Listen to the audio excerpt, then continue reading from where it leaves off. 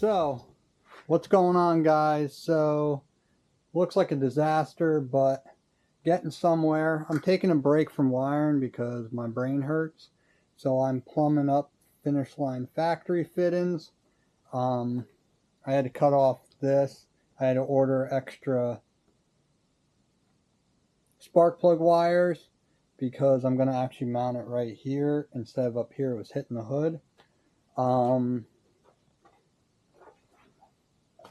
I got all the hydro lines done, all the hydro steer done, all that's plumbed, rear steer valve is plumbed, the rams are plumbed, so it's coming along, super exciting.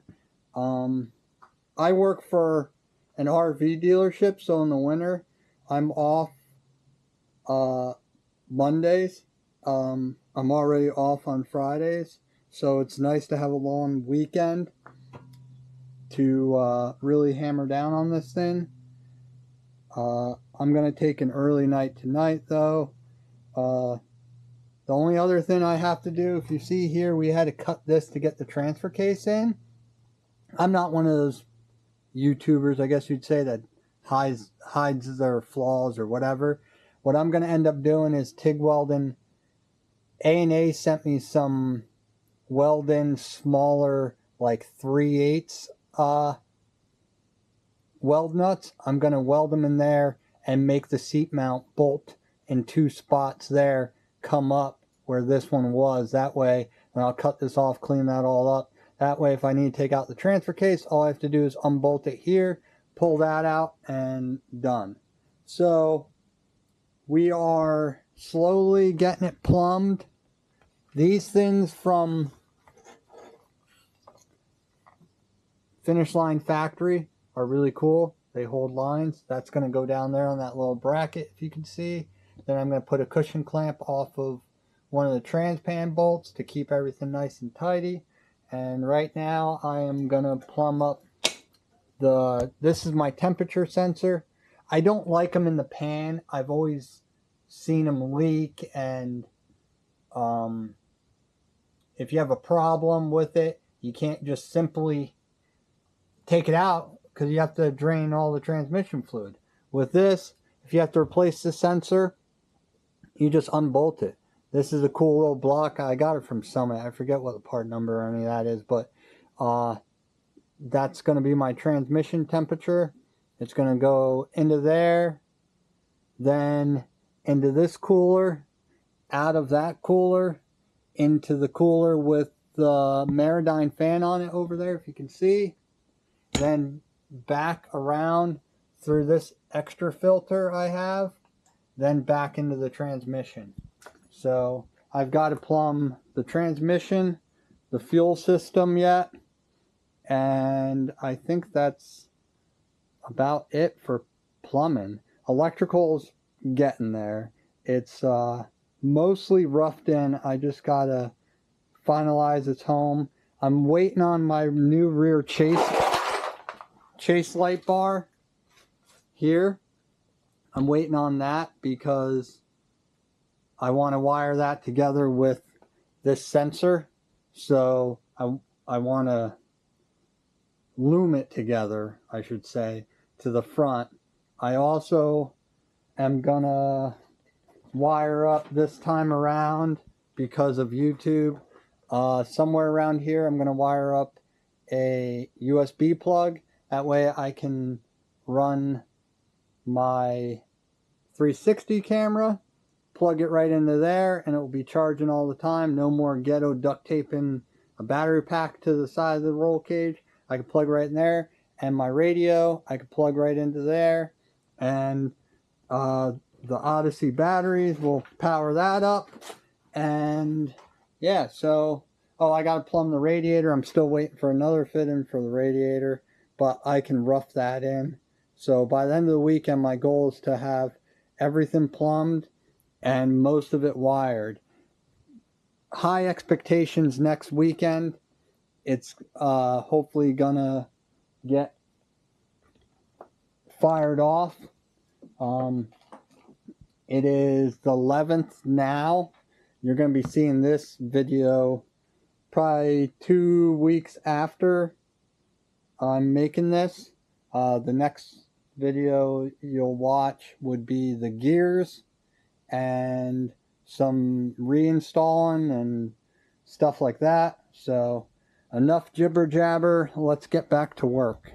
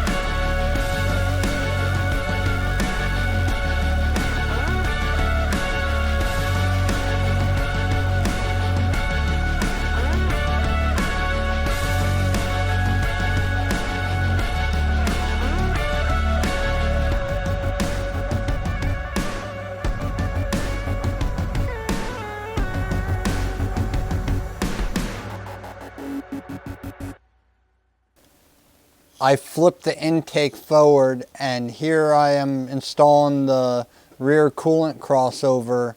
It's going to tie both the heads in and then go down to my heat sinks and then go to the radiator.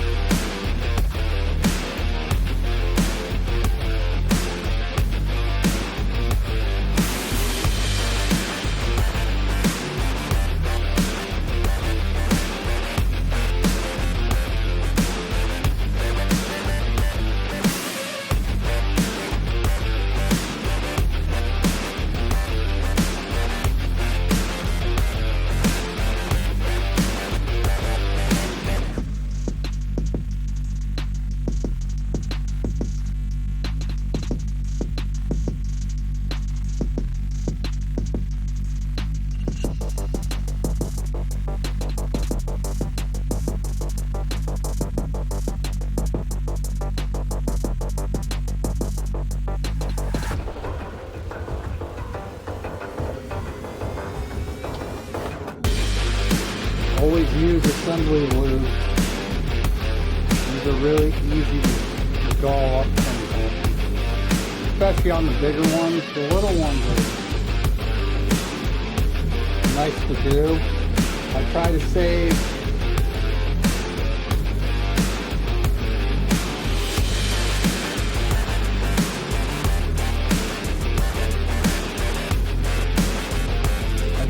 the small ones to do last because they're just so much easier than like a dash 16 or 12. They really suck. Probably should invest in that like press tool I've seen like companies sell, but I don't do it every day.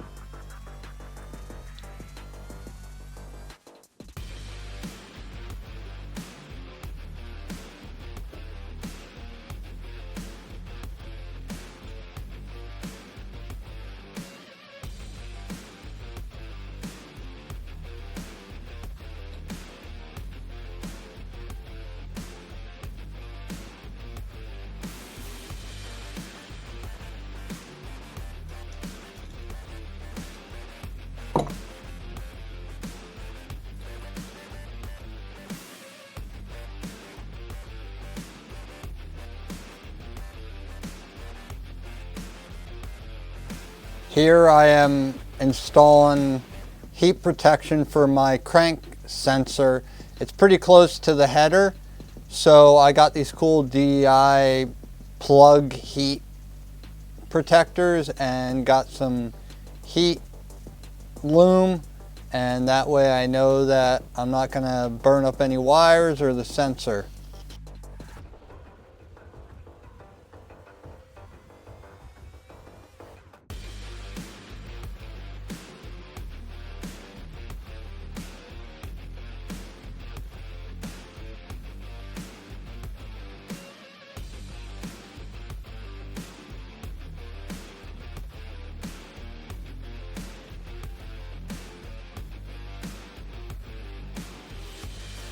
Here I am installing the side-by-side light tube clamps on my axle. They were super cheap and they look good and gonna hold everything better than zip ties.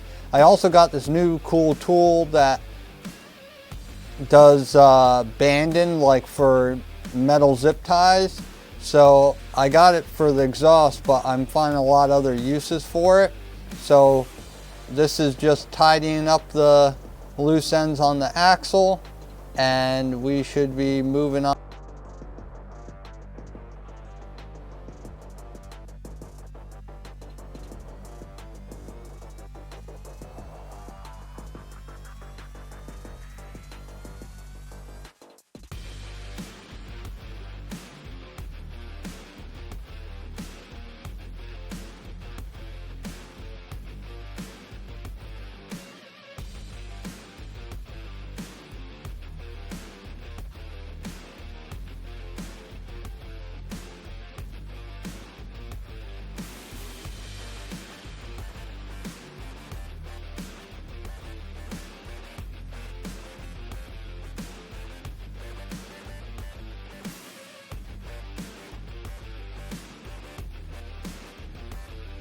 I had to pull the alternator back off. It made it a lot easier to get to the part that I needed to fix or install. So once I get the alternator off, then I can get the sensor in.